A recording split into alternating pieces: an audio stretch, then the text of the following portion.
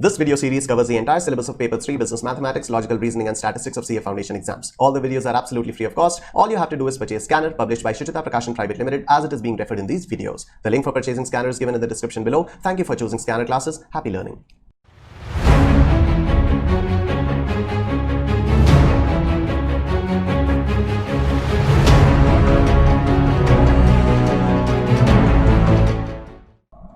Hey guys, what's up? आज measures of central tendency and dispersion की last class है. I hope पिछली 3 classes में हम लोगों ने जो भी पढ़ा उसमें आपको एक कॉन्फिडेंस बिल्डअप हो चुका है. होमवर्क क्वेश्चंस आप लोग लगातार प्रैक्टिस करते आ रहे हो. तो आइए सर आखिरी पड़ाव इस चैप्टर का शुरू किया जाए. नेक्स्ट प्रॉपर्टी देखते हैं.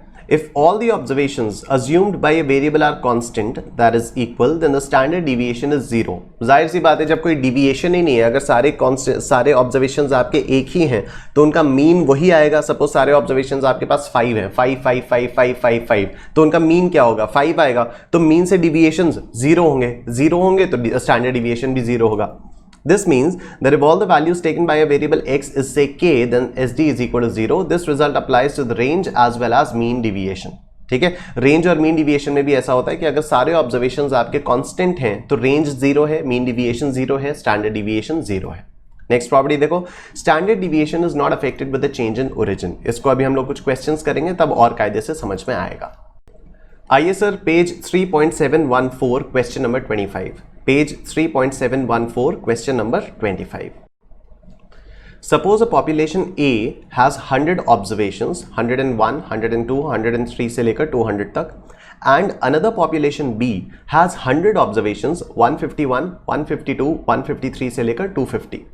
If VA and VB represent the variance of the two populations respectively, then VA upon VB is equal to. Okay sir ये तो कुछ भी समझ में नहीं आ रहा. कोई बात नहीं, मैं बताता हूं. देखो, हम लोगों ने चेंज इन ओरिजिन और चेंज इन स्केल के बारे में कई बार बहुत सारी बातें की हुई हैं. ठीक है, मैंने आपको बताया था कि अगर आप हर ऑब्जर्वेशन में कोई भी नंबर ऐड या सब्ट्रैक्ट करते हो तो that is known as change in origin. Example हम लोगों ने लिया था कि आपने एक क्लास के स्टूडेंट्स को आपने वे किया. ठीक है, बाद में पता चला कि वेइंग मशीन जो है वो 2 किलो से शिफ्टेड थी. मतलब हर स्टूडेंट का वेट 2 किलो से ज्यादा आ रहा है तो आपका मीन भी 2 किलो से ज्यादा आएगा. राइट तो कोई भी चीज अगर आप हर ऑब्जर्वेशन में ऐड या सब्ट्रैक्ट करते हो तो आपका मीन उसके हिसाब से ऐड या सब्ट्रैक्ट हो जाता है. इसको हम लोग बोलते हैं चेंज इन ओरिजिन. इसको हम लोग बोलते हैं चेंज इन ओरिजिन. अभी हमें यह भी पता है कि चेंज इन ओरिजिन का स्टैंडर्ड डिविएशन पे कोई फर्क नहीं पड़ता है. चेंज इन ओरिजिन से standard deviation remains unaffected. Right अब आप लोग इन दोनों पॉपुलेशंस के ऑब्जर्वेशंस को ध्यान से देखो. पॉपुलेशन ए के ऑब्जर्वेशंस क्या हैं? 101, 102, 103 एंड सो ऑन. और पॉपुलेशन बी के ऑब्जर्वेशंस क्या हैं? 151, 152, 153 एंड सो ऑन. मतलब पॉपुलेशन बी के जो ऑब्जर्वेशंस हैं वो कुछ नहीं है, बस पॉपुलेशन ए के ऑब्जर्वेशन में 50 ऐड कर दिया गया है. पॉपुलेशन ए की हर ऑब्जर्वेशन में 50 को ऐड कर दिया गया है. यहां 101 है, यहां हो गया 151. यहां 102 है, यहां हो गया 152. यहां 103 है, यहां हो गया 153. यहां 200 है और यहां हो गया 250. ठीक है, आपने हर ऑब्जर्वेशन में 50 को ऐड कर दिया है. मतलब ये चेंज इन ओरिजिन है. और स्टैंडर्ड डिविएशन तो चेंज इन ओरिजिन से अफेक्टेड ही नहीं होता है. मतलब जो स्टैंडर्ड डिविएशन पॉपुलेशन ए का होगा, वही स्टैंडर्ड डिविएशन पॉपुलेशन बी का भी होगा. ठीक है, क्योंकि स्टैंडर्ड डिविएशन इन दोनों पॉपुलेशंस के ऑब्जर्वेशंस में डिफरेंस क्या है? सिर्फ 50 50 50 का डिफरेंस है. ओरिजिन आपने चेंज कर दिया और ओरिजिन को चेंज करने से स्टैंडर्ड डिविएशन पे फर्क पड़ता ही नहीं है. और सर वेरिएंस क्या होती है? Variance is nothing but the square of standard deviation. Variance is nothing but the square of standard deviation. कहने का मतलब यह है कि अगर दोनों ही पॉपुलेशन के स्टैंडर्ड डिविएशन सेम है, अगर दोनों ही पॉपुलेशन का स्टैंडर्ड डिविएशन सेम है तो उनका रेशियो क्या होगा? 1. सीधी सी बात है.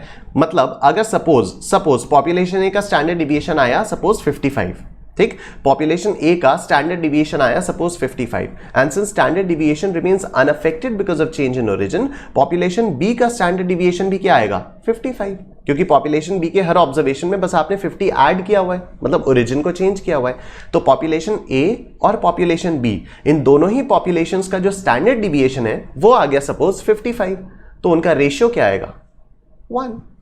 ठीक है ना, यहां पर वेरिएंसेस का रेशियो निकाला हुआ है, variance is nothing but the square of standard deviation, तो वेरिएंस ऑफ पॉपुलेशन ए क्या आएगा 55 का square, variance of population B क्या आएगा 55 का स्क्वायर, तो again ratio will be equal to 1। ठीक है, तो ये था आपका आंसर, है आपका ऑप्शन नंबर बी।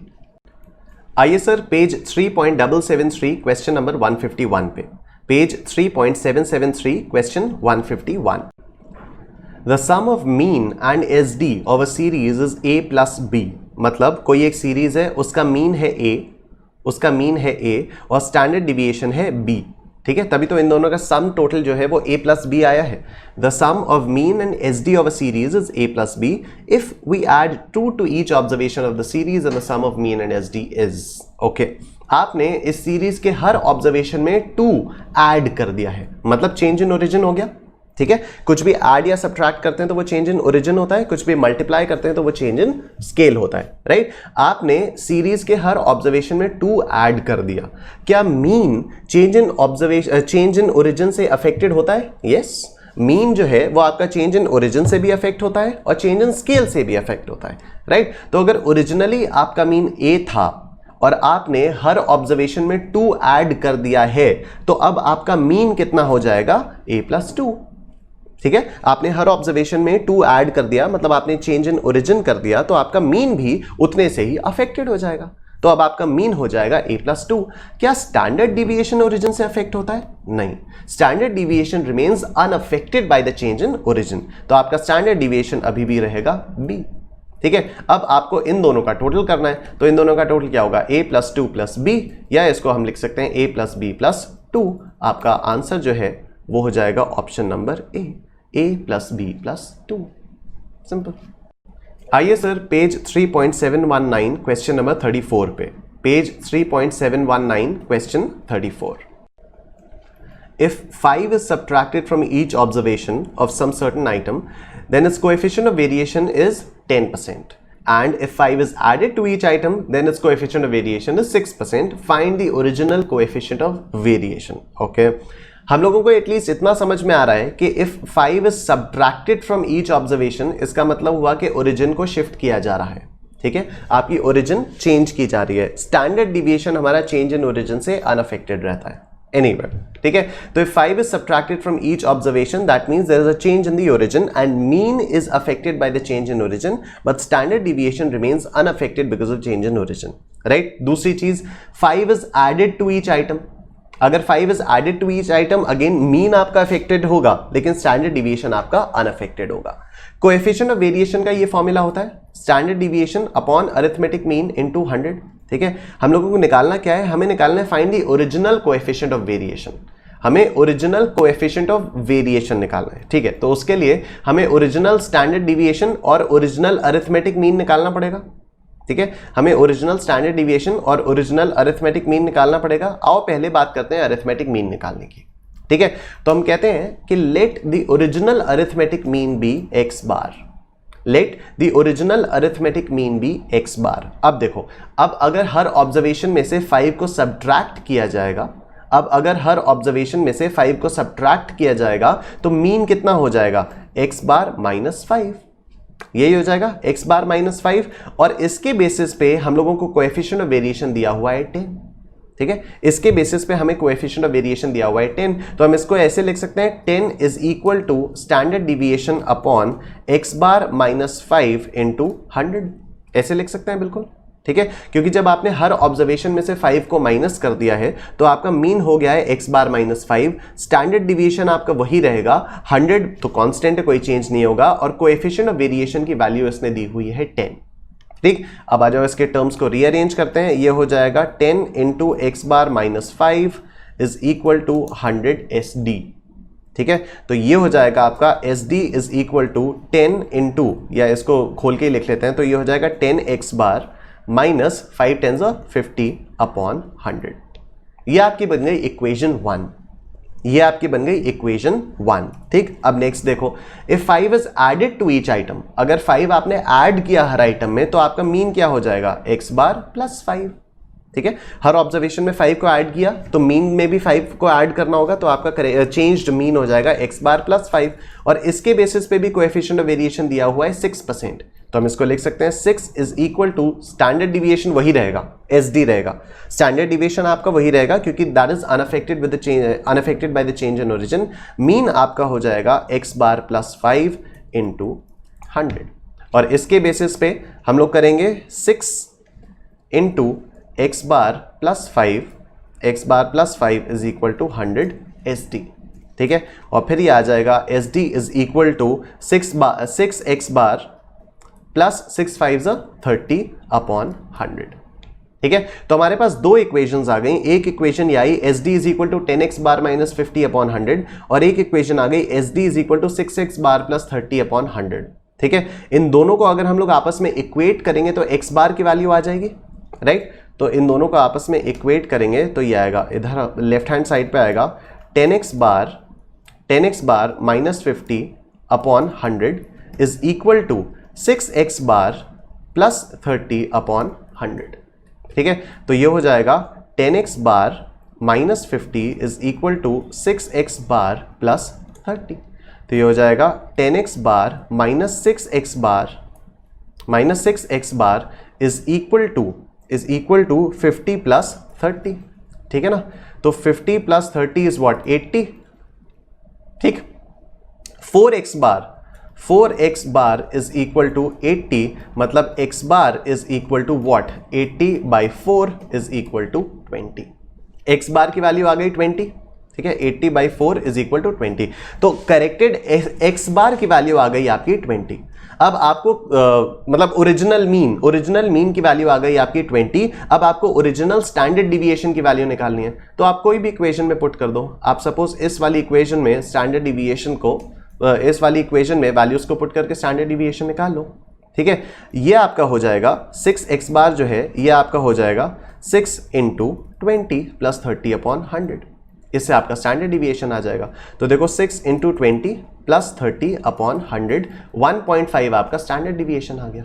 अब ओरिजिनल कोएफिशिएंट ऑफ वेरिएशन निकालना कौन सी बड़ी बात है, 1.5 स्टैंडर्ड डिविएशन है, मीन आपका 20 है, इंटू 100 आपका 100 होता ही है, तो 1.5 डिवाइडेड बाई 20 इंटू 100, 7.5% आपका आ गया original coefficient of variation, 7.5% original coefficient of variation.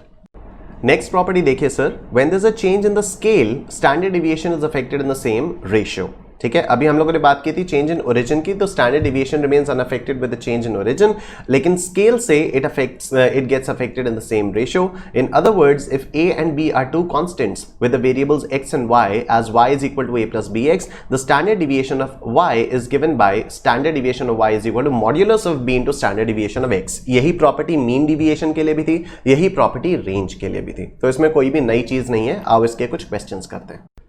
आइए सर, पेज 3.748 क्वेश्चन 96 पे, page 3.748 question number 96। If a variance of a random variable x is 23, then what is the variance of 2x plus 10? Okay, तो x का variance है 23, 2x plus 10 का variance पूछा है। हम लोगों को मालूम है कि standard deviation of y is equal to mod of b into standard deviation of x, where b की वैल्यू कैसे निकलती है, जब हम लोग ऐसे लिखते हैं y is equal to a plus B x. ठीक है, तो सबसे पहले एक काम करते हैं कि 2x प्लस 10 को हम लोग अज्यूम कर लेते हैं कि ये है y, मतलब let y be 2x plus 10, let y be 2x plus 10। हमें x का वेरिएंस दिया हुआ है और हमें y का वेरिएंस निकालना है, राइट। तो अगर हमारे पास y का स्टैंडर्ड डिविएशन आ जाएगा तो उसका स्क्वायर करके हम लोग y का वेरिएंस बहुत आराम से निकाल लेंगे।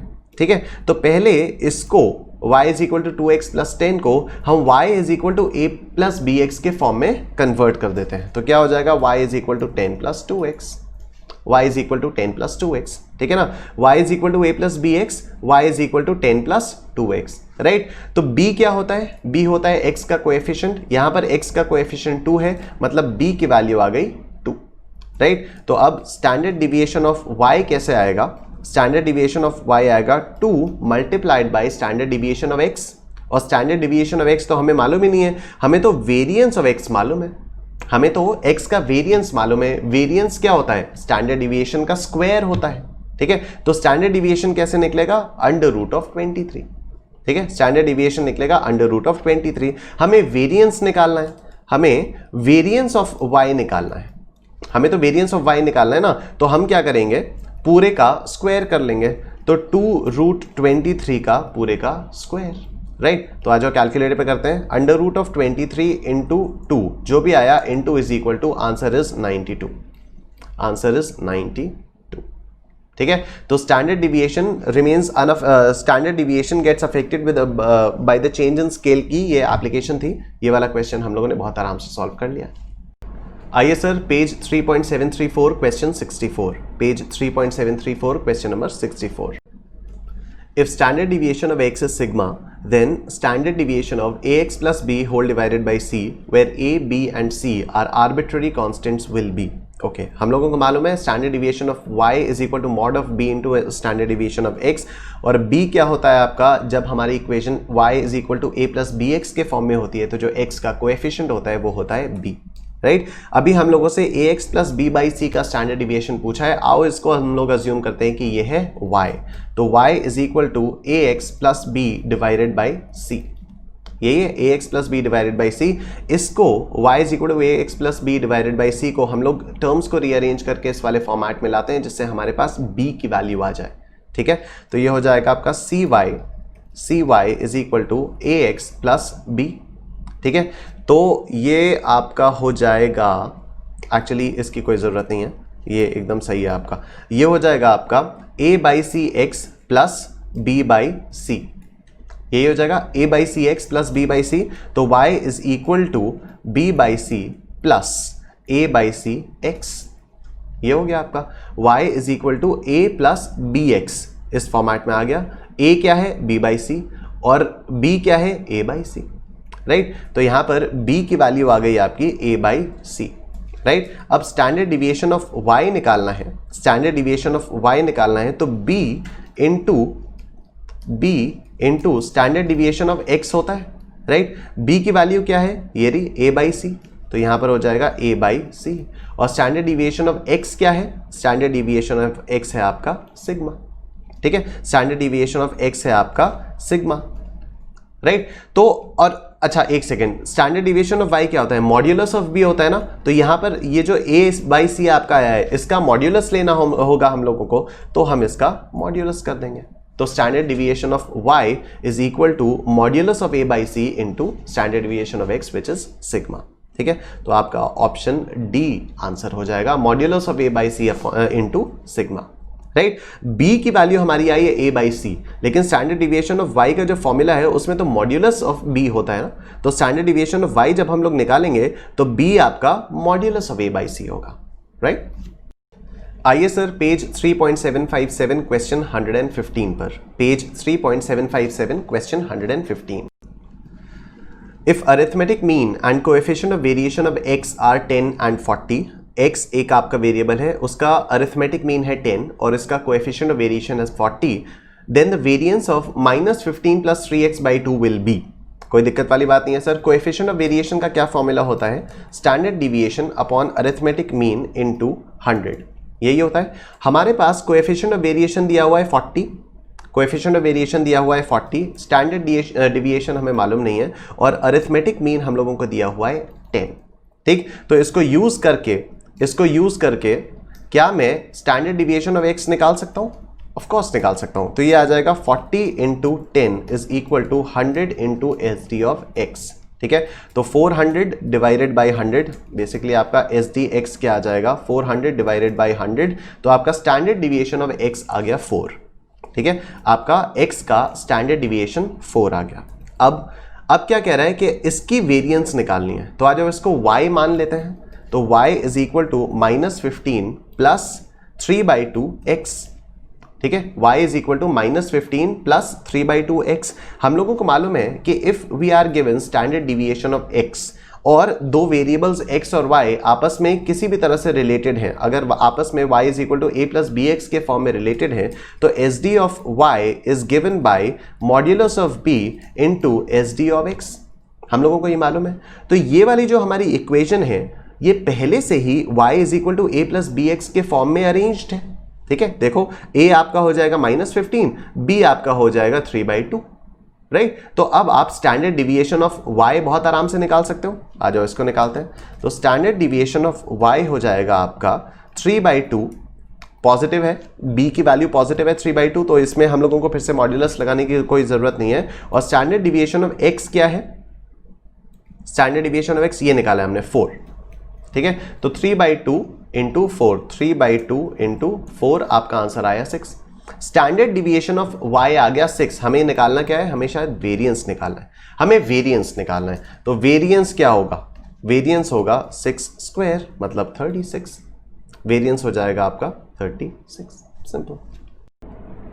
उसके बाद ये कुछ क्वेश्चंस हैं सर जिन्हें आप लोग घर पे कर सकते हो एज होमवर्क, तो प्लीज़ इन्हें कर लेना। कोई भी दिक्कत आती है तो वीडियो सॉल्यूशंस कंपेनियन वेबसाइट पे अवेलेबल है। नेक्स्ट प्रॉपर्टी देखो, कंबाइंड स्टैंडर्ड डिविएशन। तो consider two groups containing n1 and n2 observations with means x1 bar and x2 bar respectively and the standard deviations s1 and s2 respectively. ठीक है, दो groups हैं, उसकी n1 n2 observations हैं। एक group की observations है n1, दूसरे ग्रुप की n2 है। एक पहले वाले ग्रुप की का मीन है x1 बार, स्टैंडर्ड डिविएशन है s1। दूसरे वाले ग्रुप का मीन है x2 बार और स्टैंडर्ड डिविएशन है s2। The combined standard deviation is given by this formula n1 s1 square plus n2 s2 square plus n1 d1 square plus n2 d2 square whole divided by n1 plus n2। और d क्या है? d है आपका deviations from the mean. ठीक है, तो d1 is x1 bar minus x बार और d2 है x2 बार माइनस x बार। ठीक है, मतलब x1 बार माइनस x बार और x2 बार माइनस x बार। तो सर यहां पर x बार की भी तो वैल्यू आपको निकालनी होगी। तो x बार की वैल्यू वही है जो आपने अरिथमेटिक मीन में कंबाइंड मीन का फॉर्मूला पढ़ा था, n1 x1 bar plus n2 x2 bar whole divided by n1 plus n2। ठीक है, तो आप लोग ये देख सकते हो कि इतना बड़ा चैप्टर है, लेकिन आज you move towards the end of this chapter जो क्वेश्चंस आ रहे हैं इतने कॉम्प्रिहेंसिव आ रहे हैं कि पुराने सारे कॉन्सेप्ट्स को भी रिवाइज करवाते हुए जा रहे हैं। ठीक है, तो when x1 is equal to x2, combined standard deviation आपका इस फॉर्मूले से आता है n1 s1 square plus n2 s2 square whole divided by n1 plus n2 whole का अंडर रूट। ठीक है, आइए sir page 3.706 question number 7। Page 3.706 question number 7। If two samples of sizes 30 and 20 have means as 55 and 60 and variances as 16 and 25 respectively, then what would be the standard deviation of the combined sample size 50?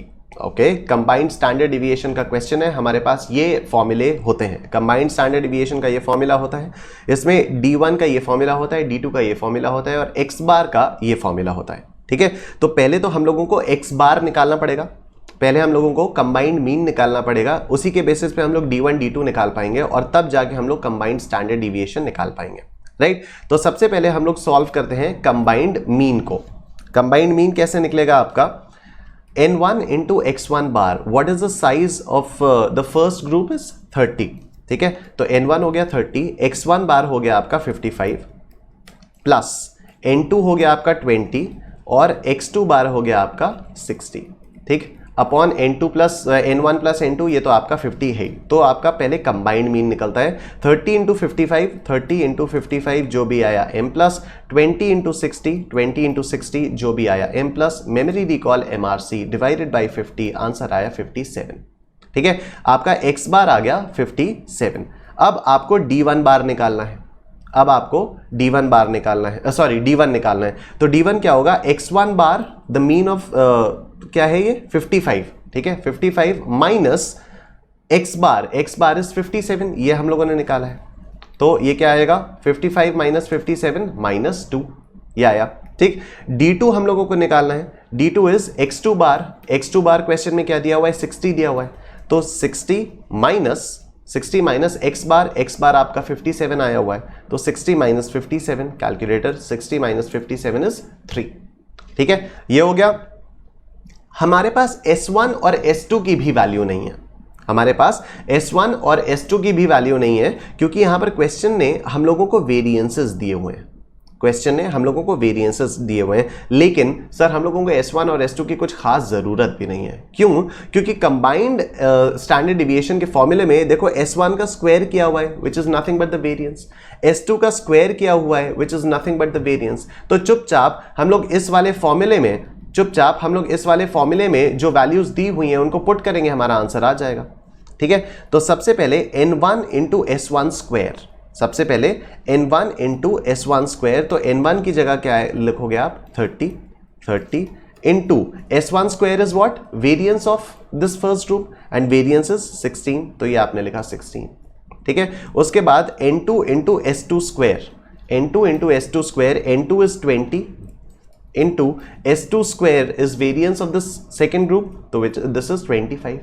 ठीक है, plus n1 into D1 square, n1 into D1 square, तो इसमें आप करोगे n1 क्या हो जाएगा आपका 30 इंटू D1 स्क्वायर माइनस 2 का स्क्वायर, माइनस 2 का स्क्वायर क्या होगा 4 होगा। ठीक है ना, माइनस 2 का स्क्वायर 4 होगा, तो यहां पर आपने 4 लिख दिया।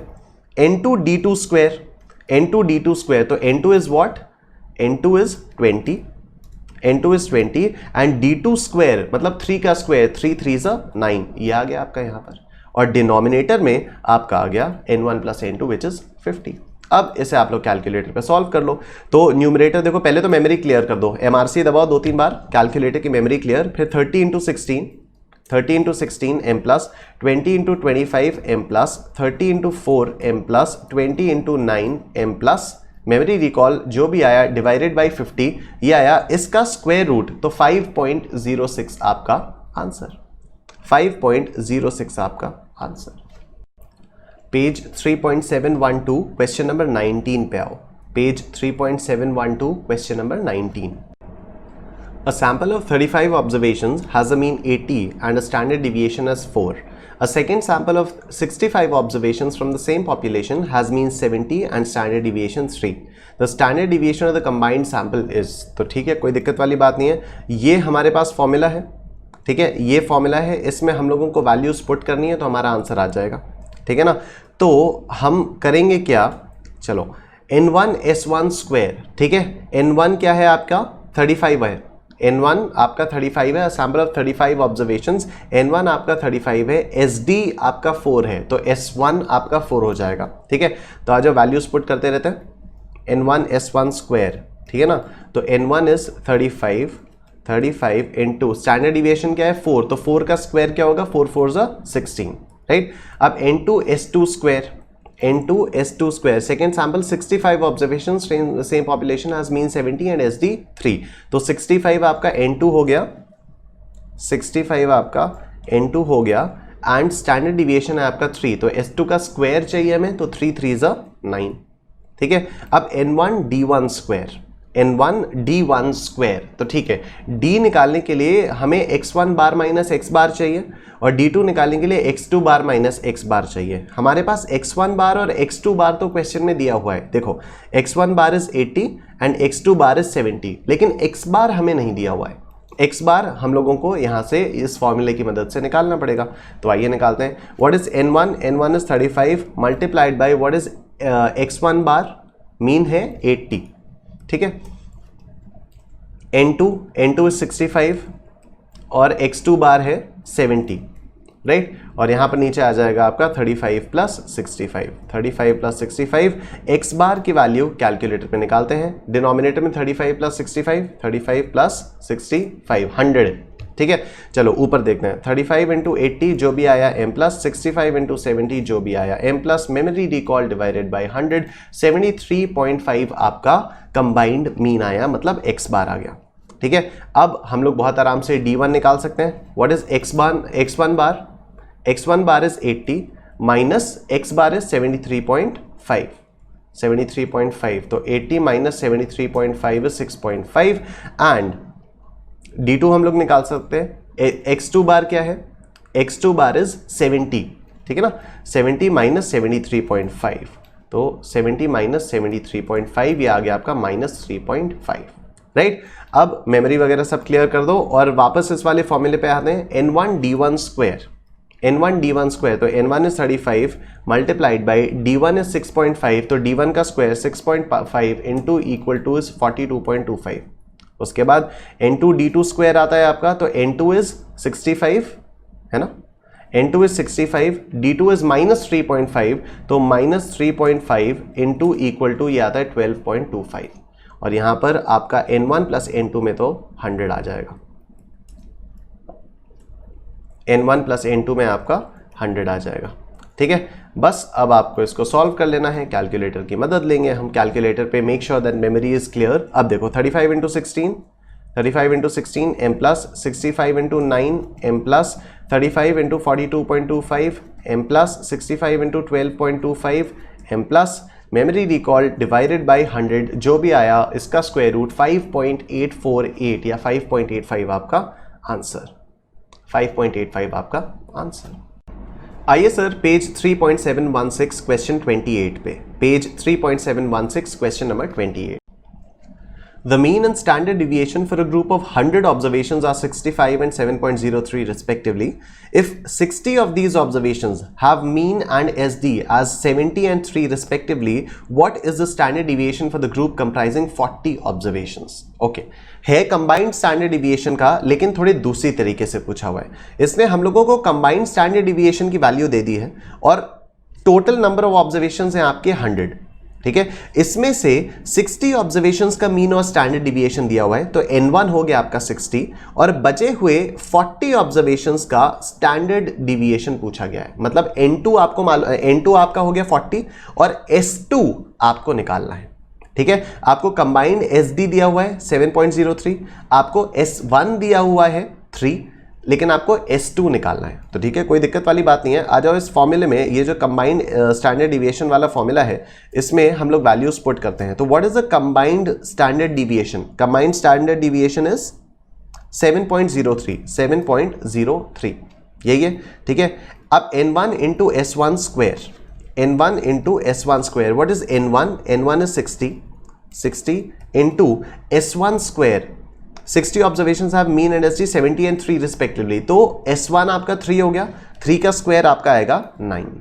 ठीक, n1 आपका 60 है, S1 standard deviation of this n1 is 3, तो हमें उसका स्क्वायर करना है, तो 3 का स्क्वायर इज 9। उसके बाद देखो n2 इंटू S2 स्क्वायर, ठीक है, n2 इंटू S2 स्क्वायर, तो n2 तो आपको पता है 40, लेकिन S2 का स्क्वायर आपको नहीं मालूम है, S2 तो आपको निकालना ही है।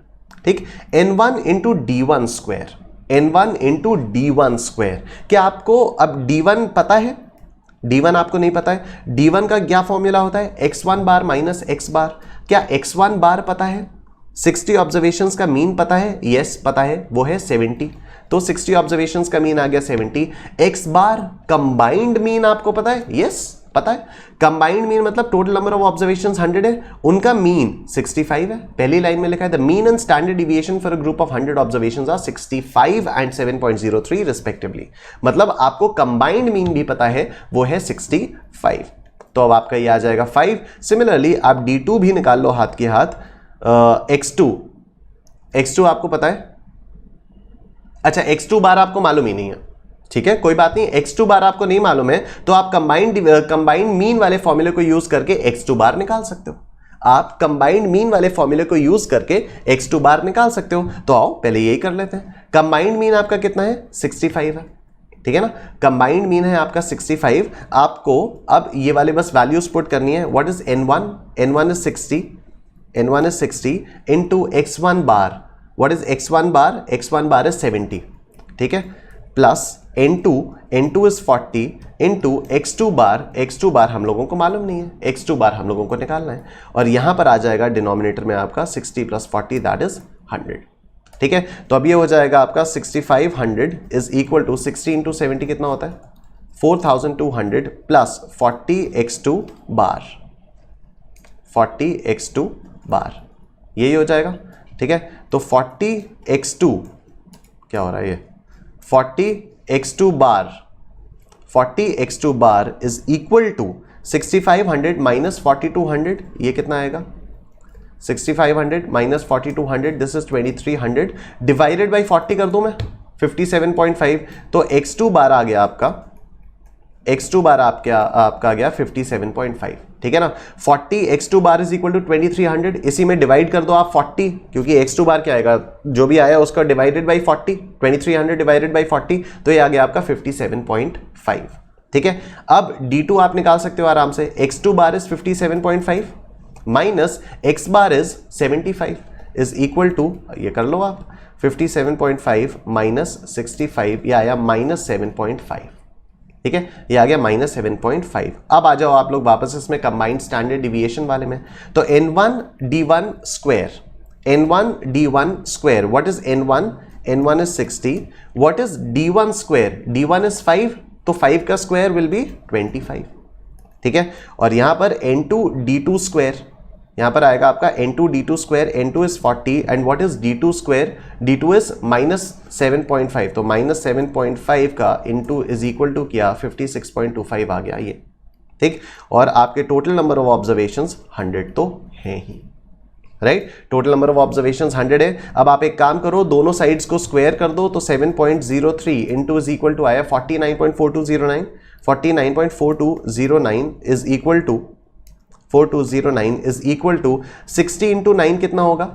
60 इंटू 9, 60 इंटू 9 इज 540, तो 540 plus 40 s2 square plus 60 into 25, 60 into 25 is 1500 plus 40 into 56.25, 40 into 56.25, this is 2250 whole upon 100, ठीक है। अब तो बहुत ही आसान है, 49.4209 इंटू 100 करेंगे तो 49.4209 इंटू 100, ये आया 4942.09, 4942.09 is equal to 540 plus 1500 plus 2250, 540 plus 1500 plus 2250, 4290 plus 40 s2 square, ठीक है।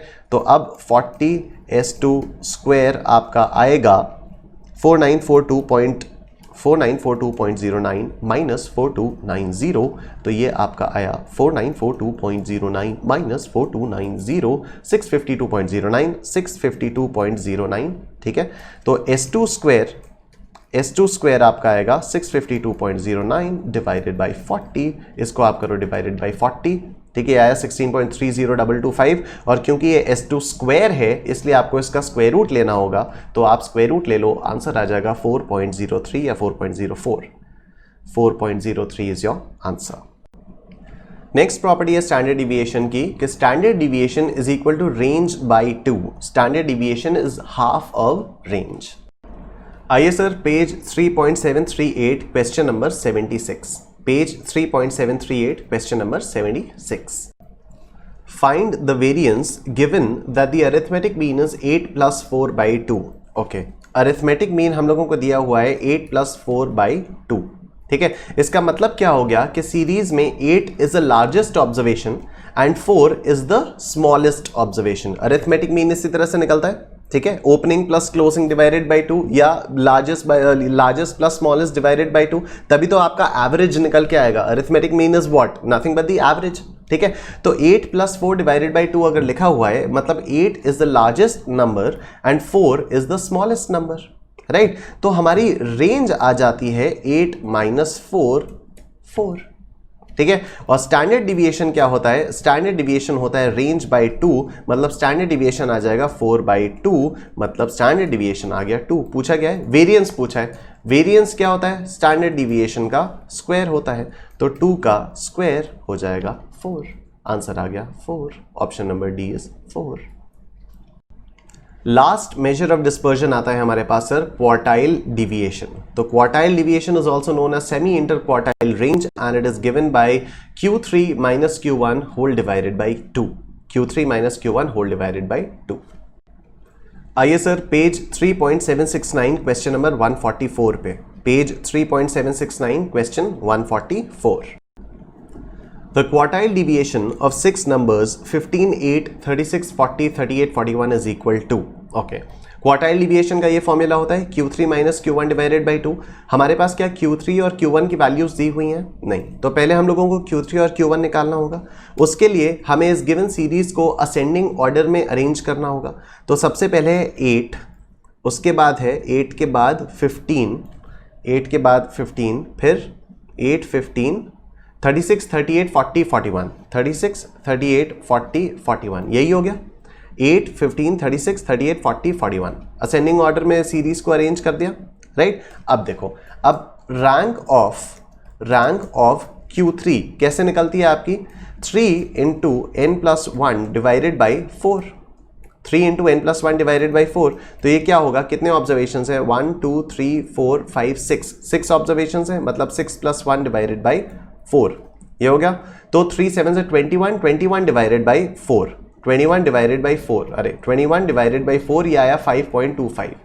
रैंक ऑफ Q3 आई है आपकी 5.25, ठीक है। तो Q3 आपका कैसे निकलेगा? Fifth term plus 0.25 into sixth term minus fifth term. इन सब के बारे में हम लोगों ने बहुत बात की हुई है। तो फिफ्थ टर्म क्या है आपका? 1 2 3 4 5, fifth term is 40 plus 0.25 into sixth term minus fifth term, तो 41 माइनस 40, 41 माइनस 40, तो Q3 आपका निकल के आता है 41 minus 40 into 41 minus 40 into 0.25 plus 40, तो 40.25 आपका Q3 निकल के आता है, ठीक है।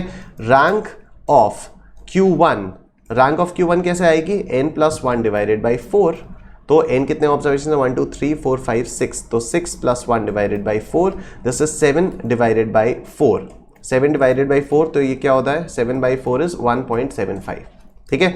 तो Q1 आपका कैसे निकलेगा? First term plus 0.75 into second term minus first term, तो फर्स्ट टर्म क्या है आपका? 8 है, तो 8 plus 0.75 into second term is 15, 15 minus 8, ठीक, 15 माइनस 8। तो अब आ जाओ, इसको सॉल्व करते हैं। 15 माइनस 8 मल्टीप्लाइड बाई 0.75, 0.75 प्लस 8, तो ये आया 13.25। Q1 आया 13.25। बस अब QD में क्वार्टाइल डेविएशन बहुत आराम से निकाल लिया जाएगा। Q3 is 40.25, 40.25 minus Q1 is 13.25 divided by 2। तो बस अब तो कोई दिक्कत नहीं है। 40.25 माइनस 13.25 डिवाइडेड बाई 2, आंसर आ गया 13.5, आंसर आ गया 13.5। आइए सर पेज 3.743 क्वेश्चन नंबर 87 पे, page 3.743 question 87। If the first quartile is 142 and semi-interquartile range is 18, then the value of median is, okay, semi-interquartile range का क्या मतलब होता है? क्वार्टाइल डिविएशन, ठीक है। क्वार्टाइल डिविएशन दिया हुआ है 18, फर्स्ट क्वार्टाइल दिया हुआ है 142, मीडियन पूछा है।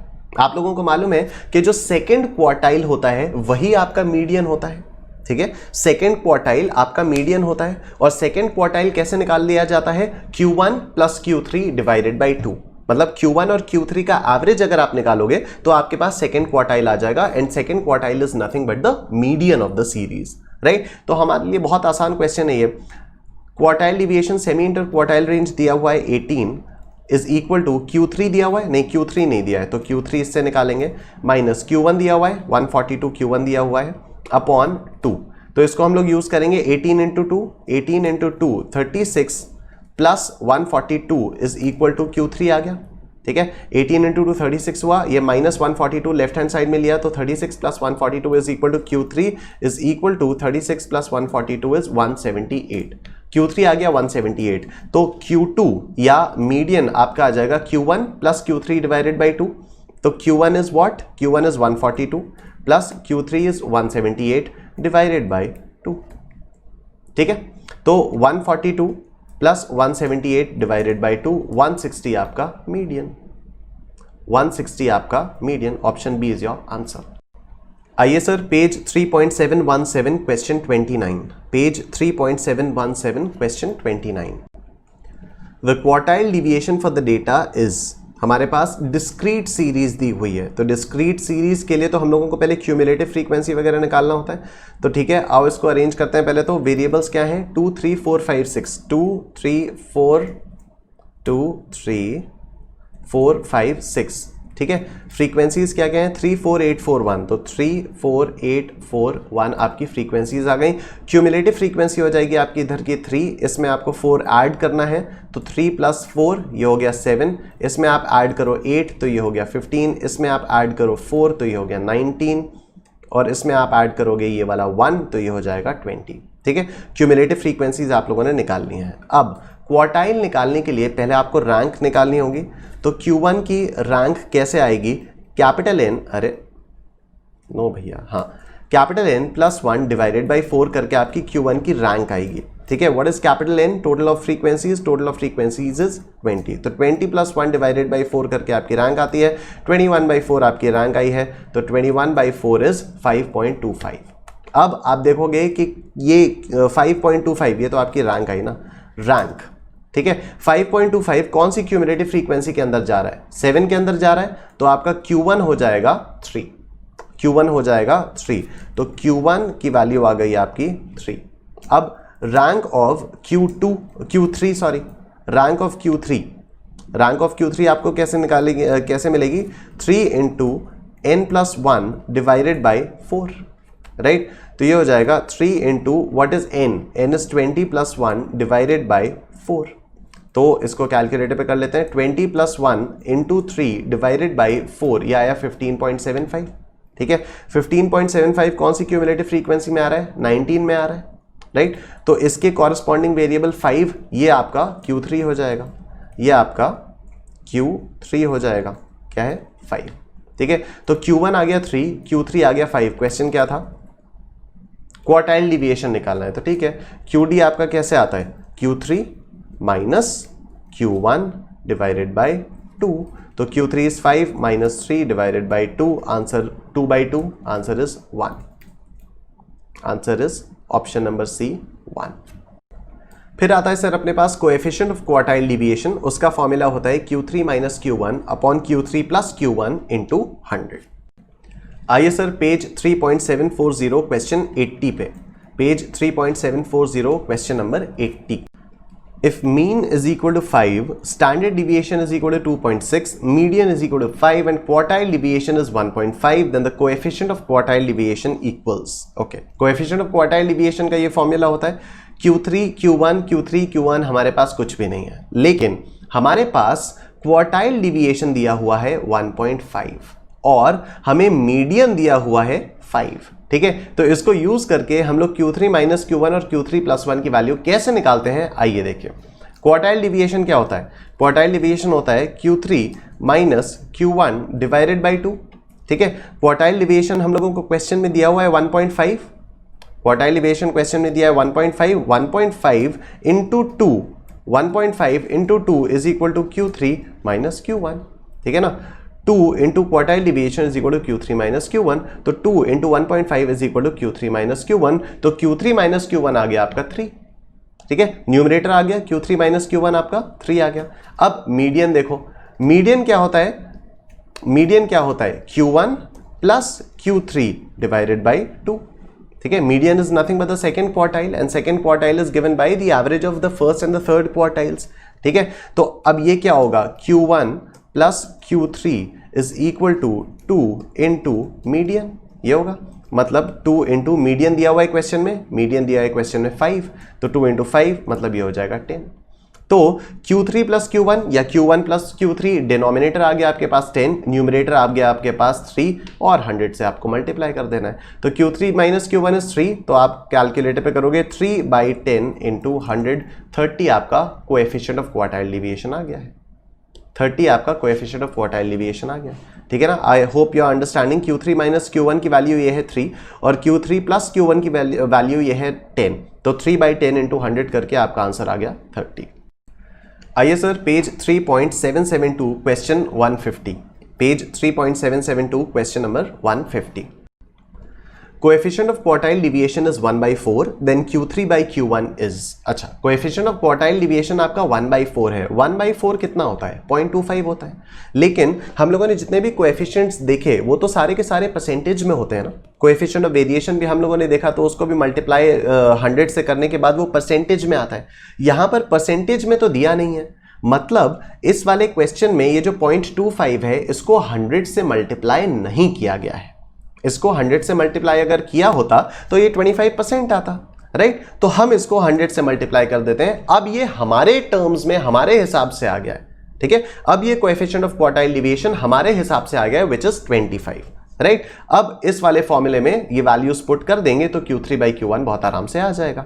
Coefficient of quartile deviation is 25 is equal to Q3 minus Q1 upon Q3 plus Q1 into 100, ठीक है? तो ये हो जाएगा 25/100 is equal to Q3 minus Q1 upon Q3 plus Q1, ठीक है? तो अब इसको ये हम लोग क्रॉस मल्टीप्लाई करेंगे तो ये हो जाएगा 25Q3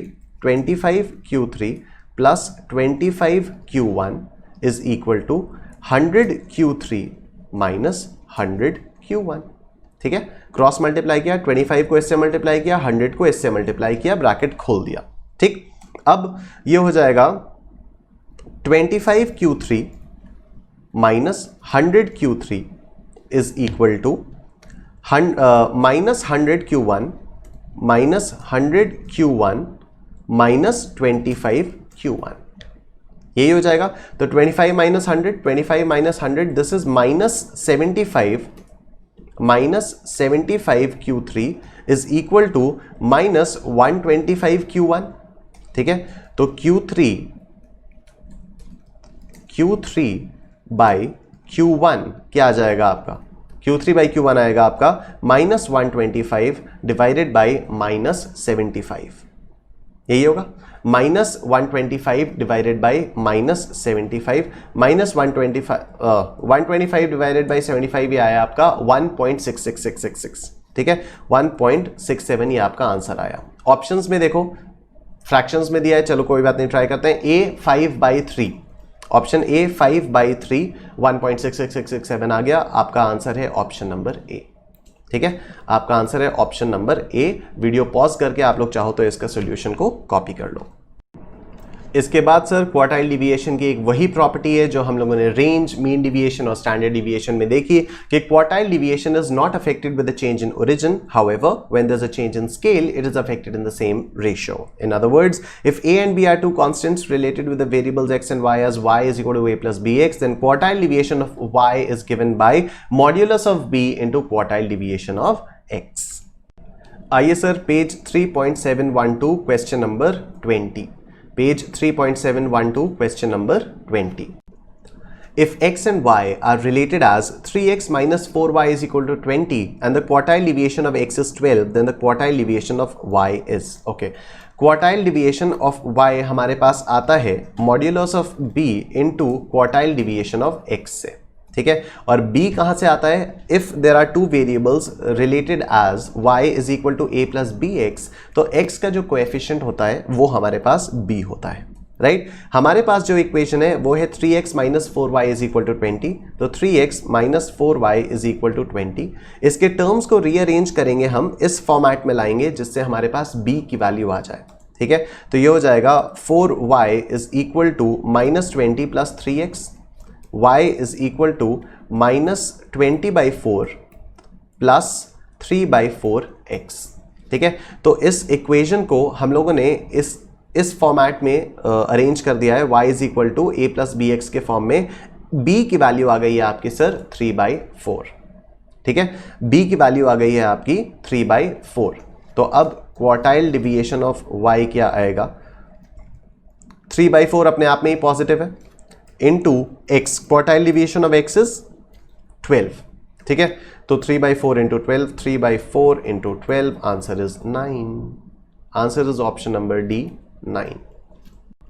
नेक्स्ट है हमारे पास relationship between standard deviation, quartile deviation and mean deviation. तो एक ये यूनिवर्सल रिलेशनशिप है 4 टाइम्स स्टैंडर्ड डिविएशन, मतलब 4 into standard deviation is equal to 5 into mean deviation is equal to 6 into quartile deviation, ठीक है? इसके बेसिस पे एक आपका ये भी रिलेशनशिप निकल के आ जाती है कि standard deviation is equal to under root of 15/8 into under root of mean deviation into quartile deviation.